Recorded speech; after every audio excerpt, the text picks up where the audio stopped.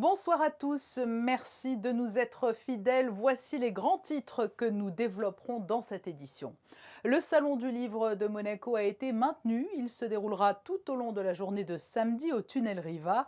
De très nombreux écrivains feront le déplacement tout spécialement à Monaco et parmi eux, Bernard Werber qui a accepté notre invitation. Il évoquera notamment son dernier ouvrage, le 3e tome de La planète des chats.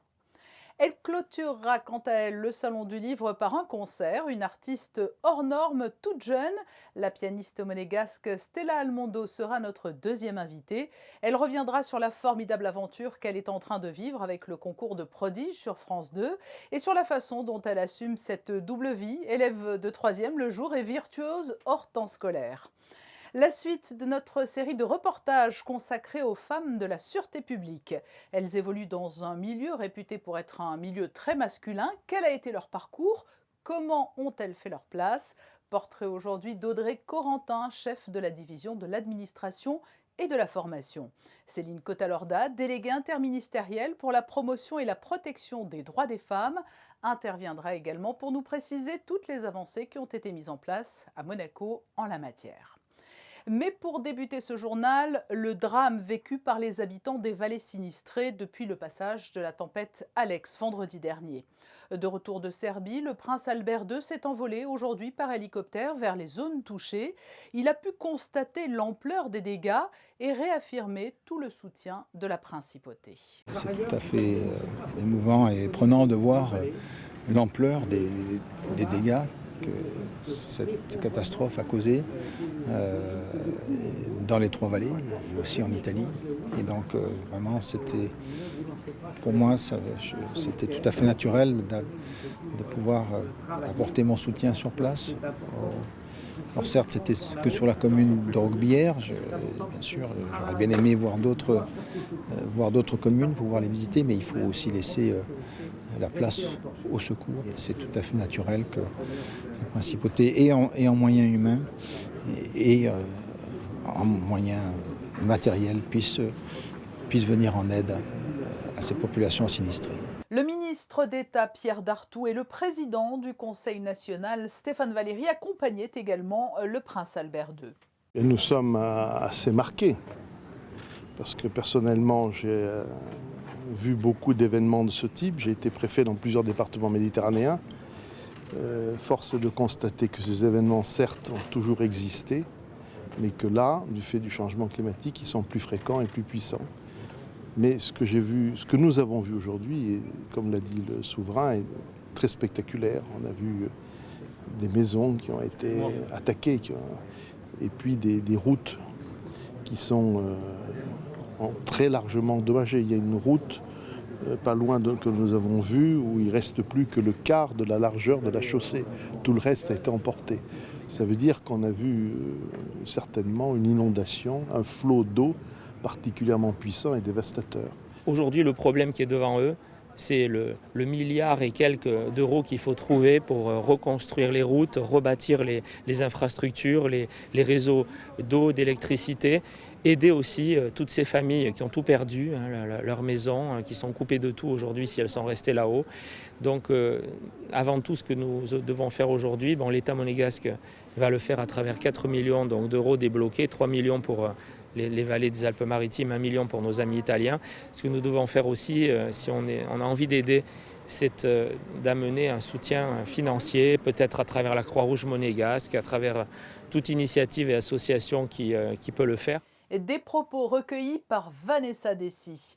Et effectivement, la mobilisation ne faiblit pas à Monaco en faveur des sinistrés, Frédéric Hélion. Oui, hier, nous vous avons évoqué notamment la collecte organisée par la mairie. Sachez que la Croix-Rouge monégasque a ouvert hier sur la digue Régnier 3, au niveau de la gare maritime, un centre de collecte afin de centraliser les dons alimentaires et de vêtements. Il est conseillé d'y amener des produits d'hygiène, des denrées non périssables ou encore des piles, lampes ou bougies. Le local est ouvert tous les jours de 11h30 à 20h. Toutes les informations sont à retrouver sur le site de la Croix-Rouge monégasque. Et sachez que des sauveteurs aquatiques du corps des sapeurs-pompiers de Monaco ont été engagés aujourd'hui dans le secteur Vésubie par le PC du secteur situé à Roquebillière pour effectuer des reconnaissances de bord de rive. Vous l'avez suivi sur Monaco Info, la séance publique du Conseil national. Oui, avec à l'ordre du jour notamment l'examen du projet de budget rectificatif qui se poursuit. Il sera soumis au vote la semaine prochaine. L'information à retenir de cette séance, c'est cette intervention de Marie-Pierre Gramaglia, la ministre de l'Équipement, de l'Environnement et de l'Urbanisme.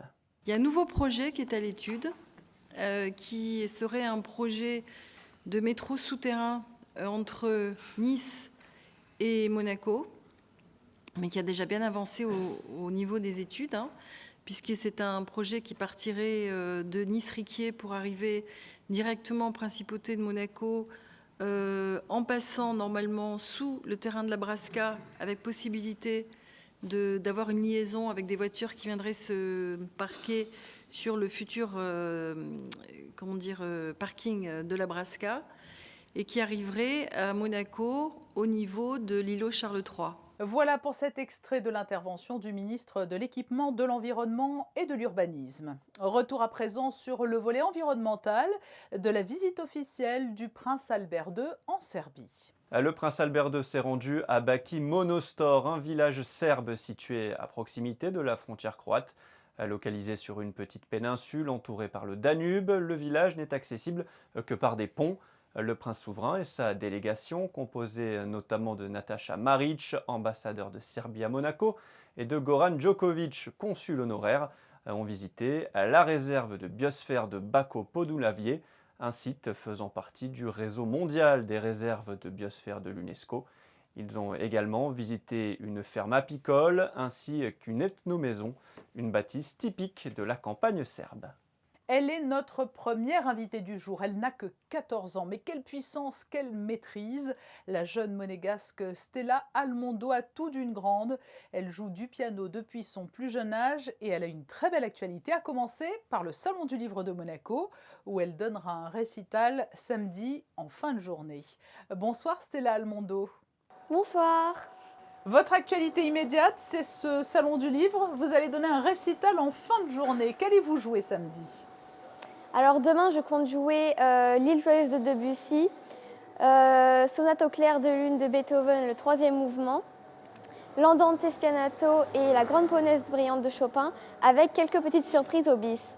C'est déjà un sacré programme. C'est toujours un bonheur de jouer à la maison, Stella ? Ah oui, c'est un bonheur immense de jouer ici dans mon pays. Je suis juste tellement heureuse et c'est merveilleux pour moi.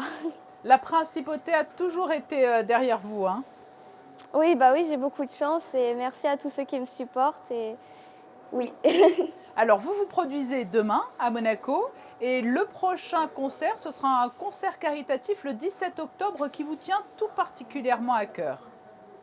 Oui, en effet, je vais jouer pour le Liban le 17 octobre à Cannes, salle Miramar. C'est un concert qui me tient tout particulièrement à cœur car la musique, c'est aussi ça.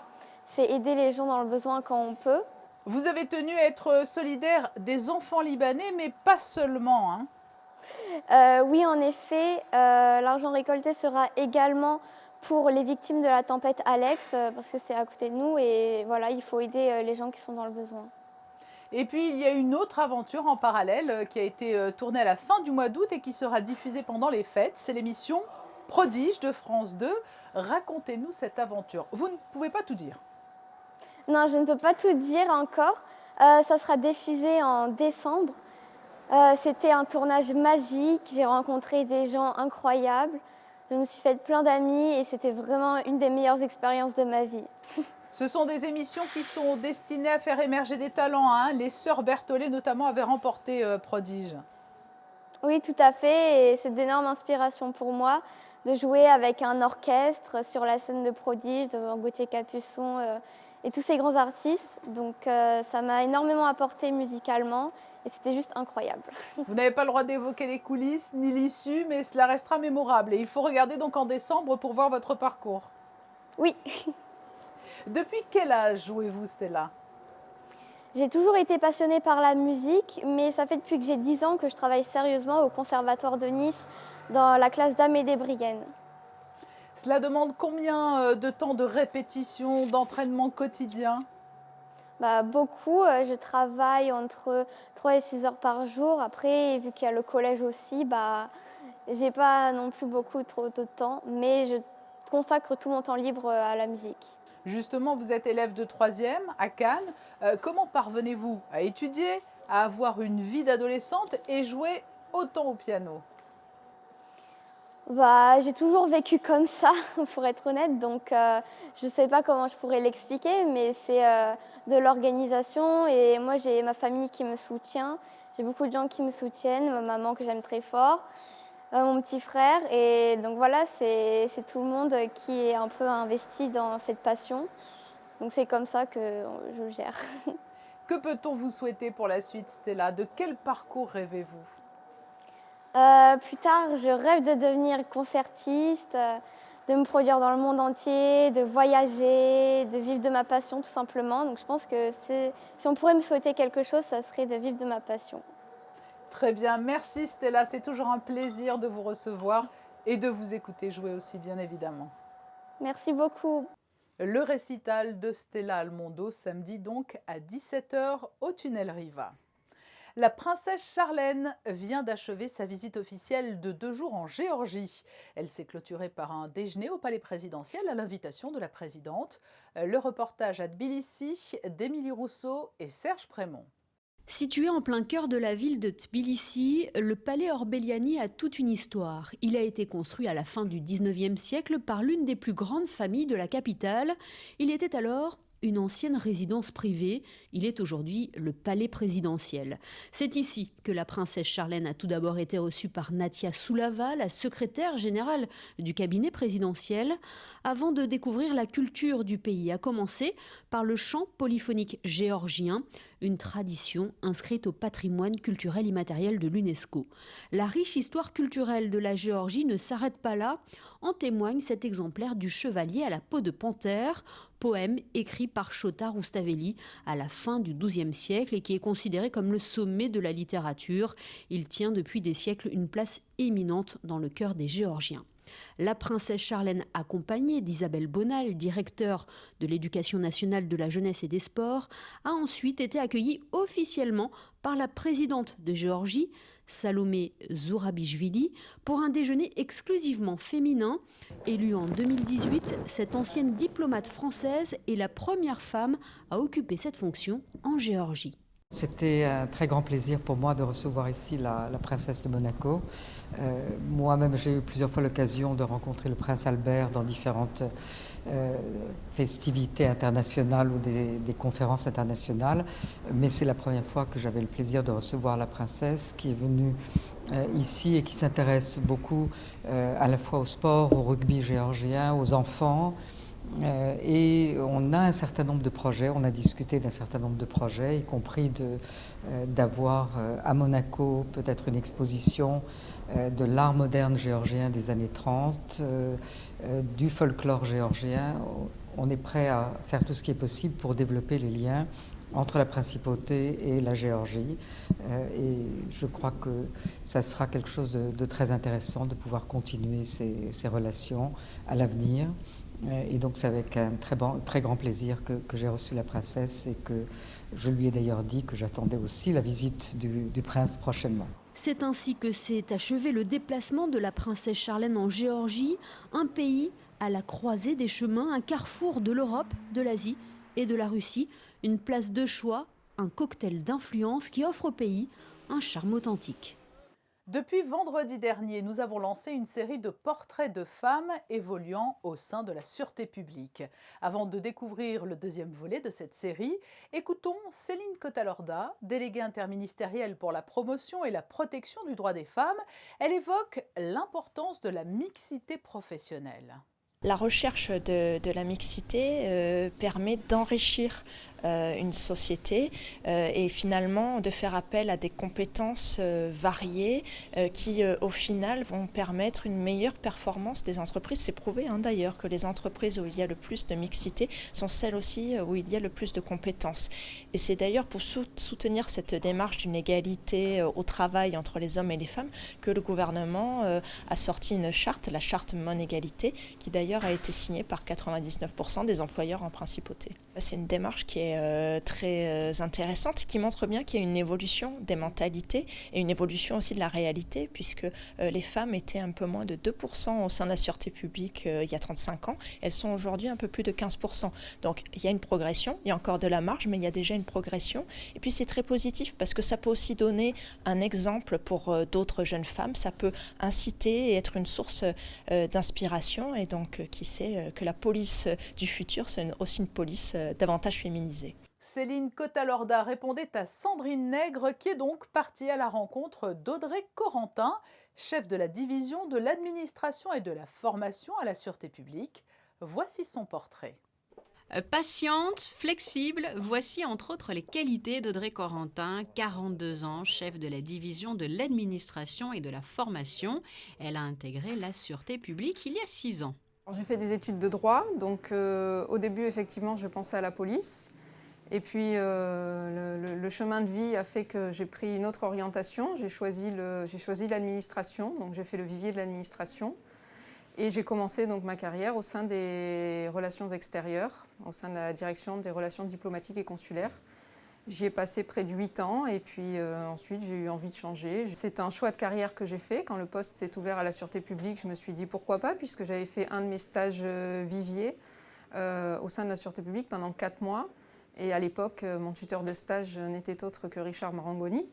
Donc ça a été une évidence. Quand le poste s'est présenté, je me suis dit c'est là que j'ai envie de continuer ma carrière. Une carrière donc féminine au cœur de la sûreté publique, majoritairement masculine. Je m'y sens particulièrement bien. Je suis entourée d'une équipe extraordinaire, qu'il soit policier ou administratif. Je ne fais pas trop la différence entre la gestion de l'administratif ou la gestion du policier, puisque je gère avant tout des personnages avant la qualité. Audrey Corentin qui est donc à la tête d'une division qui regroupe 4 sections, technologie de la sécurité, formation, administration financière et de l'équipement, et la section des ressources humaines. Je vous le disais en titre, et nous l'évoquions avec la pianiste Stella Almondo, le Salon du Livre de Monaco se tiendra demain malgré le contexte sanitaire. Parmi les écrivains de renom qui ont répondu présent, Bernard Werber. Rendu célèbre par sa trilogie Les Fourmis, il publie aujourd'hui le 3e volet de La Planète des Chats. Bonsoir Bernard Werber. Bonsoir. Bienvenue à Monaco, vous allez donc aux côtés de nombreux auteurs participer à ce Salon du Livre. Vous vous félicitez de ces initiatives qui germent malgré le contexte sanitaire? En tout cas, c'est l'une des raisons pour lesquelles je suis là, c'est pour défendre ces salons du livre, pour défendre le livre. Je crois qu'il ne faut pas baisser les bras. Donc chaque fois qu'on me donne la possibilité de venir incarner, en tout cas, mes livres et peut-être la littérature actuelle, j'y vais et voilà. Donc je suis là pour ça. Le travail d'écriture est un travail solitaire. Vous appréciez tout de même ces temps d'échange avec votre public ou est-ce que vous les redoutez ? Alors, non seulement je les apprécie, mais je considère que c'est nécessaire pour un écrivain de connaître ses lecteurs. C'est à eux qu'on doit tout. Le minimum consiste à les regarder dans les yeux pour savoir quelle tête ils ont et qui ils sont. Et puis j'utilise aussi les réseaux sociaux pour savoir qu'est-ce qu'ils pensent de mes livres. Est-ce que ça leur plaît, ça leur plaît pas? Est-ce qu'il y a des choses qui ne fonctionnent pas? Je considère que c'est une famille. Mes lecteurs, c'est une famille et le minimum, c'est de venir les voir. Vous allez également rencontrer vos alter ego, des écrivains. Que se racontent des écrivains qui discutent ensemble ? On parle contrat d'édition, évidemment. Non. Écoutez, on parle des manuscrits qu'on a aimés, on parle des salons du livre. Il y a quelques écrivains avec qui je parle cuisine, comment on construit son intrigue, comment on fait des climax, comment on fait des personnages. Mais vous savez, moi je vois ce métier comme un métier d'artisan, un métier d'horloger, voilà. Donc entre horlogers, on parle de la manière dont on pose les rouages pour que ça fonctionne et que ça prenne le lecteur, que ça le prenne tout de suite à la gorge et qu'il ait envie de tourner les pages. Bernard Werber, venons-en à votre actualité. Vous publiez le 3e tome de votre saga sur la planète des chats. Oui, c'est en même temps l'apothéose, c'est-à-dire d'abord ça clôt tout le cycle. Et mes chats qui étaient en France dans les volumes précédents passent aux États-Unis. Et aux États-Unis, tout est multiplié, à savoir qu'il y a encore plus de rats, il y a encore plus de chats aussi, mais les humains n'osent plus toucher le sol parce que le sol est envahi de rats. Et ils circulent dans New York en tyrolienne pour passer d'un building à l'autre. Il faut préciser que votre principale source d'inspiration est à domicile, c'est Domino. Oui, c'est un chat en même temps narcissique, égoïste, qui a une très haute estime de lui-même.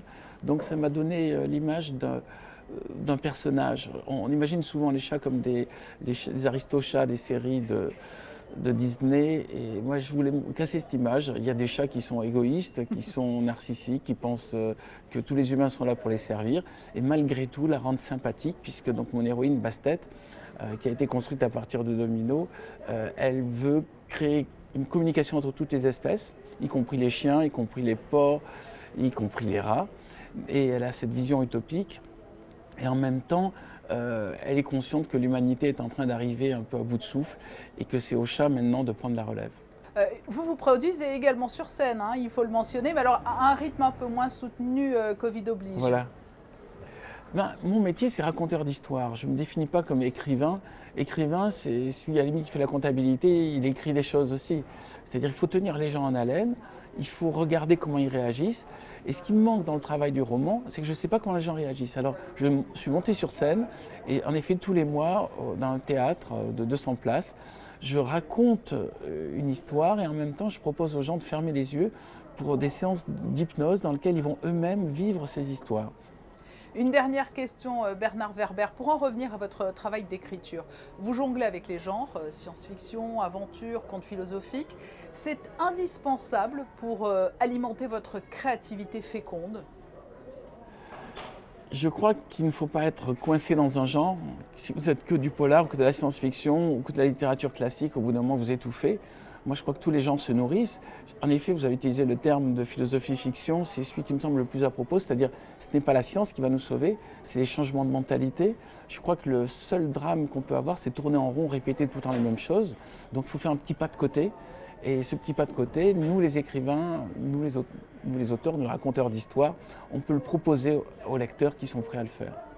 Bernard Werber, tête d'affiche du Salon du Livre de Monaco qui se tient tout au long de la journée de samedi au Tunnel Riva. Merci d'avoir accepté notre invitation, à peine arrivé à Monaco. Merci à vous.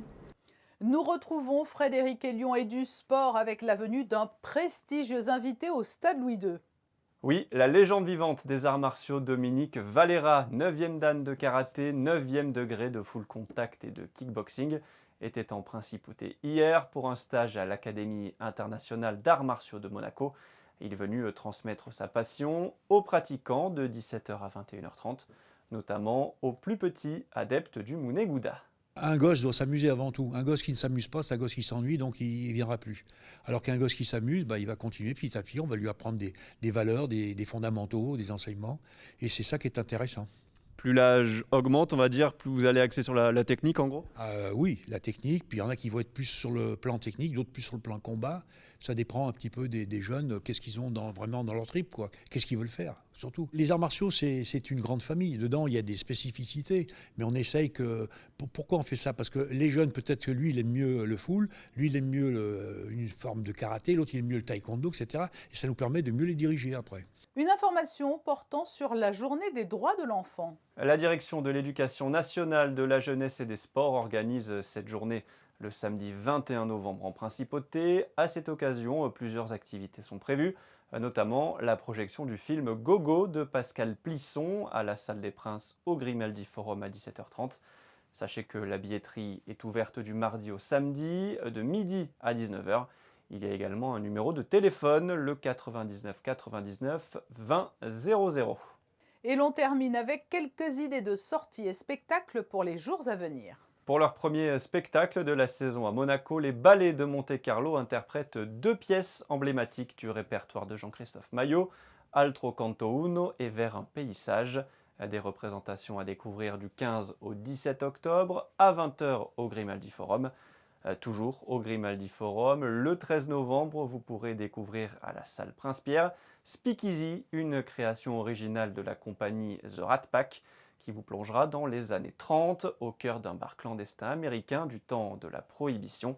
Et enfin, Monica Bellucci sera en principauté jeudi 15 octobre à l'Opéra Garnier pour l'ouverture de la saison 2020-2021 du Théâtre Princesse Grace.